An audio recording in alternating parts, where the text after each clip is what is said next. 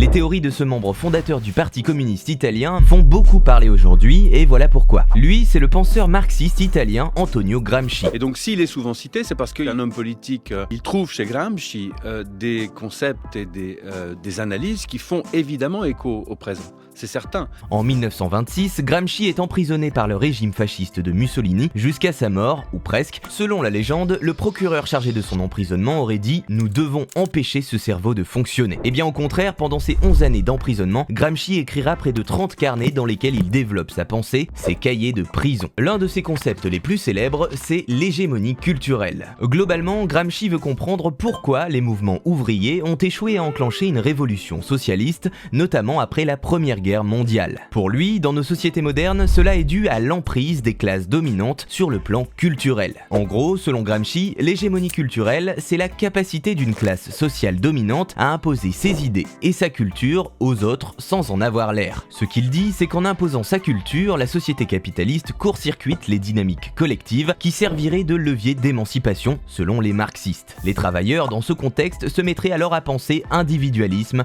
compétition et réussite personnelle. En d'autres termes, Gramsci dit qu'avant d'espérer vaincre sur le plan politique et sur le plan électoral, il faut d'abord vaincre sur le plan culturel. Un homme politique sait qu'il est bien préférable que les gens qui le gouvernent soient d'accord avec lui, qu'ils puissent contrôler leur opinion, leurs évidences, leur sens commun, comme dit Gramsci. Avant d'être emprisonné, Gramsci suit des études de linguistique. Il porte donc une grande attention au pouvoir des mots et se demande comment des mots vecteurs de messages politiques peuvent émerger dans les médias et influencer l'opinion publique. Par exemple, il prend le cas du quotidien italien Corriere della Sera pour montrer comment ce journal défendait à cette époque les intérêts de la bourgeoisie milanaise. Pour combattre cette hégémonie culturelle installée par la classe dominante, il existe une solution selon Gramsci, essayer de former dans la masse prolétaire des intellectuels, Gramsci appelle ça des intellectuels organiques, c'est-à-dire des gens qui sont solidaires des classes prolétaires et qui se feront les porte-paroles des idées et de la réalité vécue par ces dernières. Antonio Gramsci développe ce raisonnement en prison et donc en voulant le museler, le parti fasciste lui a donné l'occasion de produire une pensée riche et consistante, encore fréquemment reprise aujourd'hui dans le champ politique français. Un des points cruciaux de la pensée de Gramsci, c'est d'en finir avec la fracture entre le monde intellectuel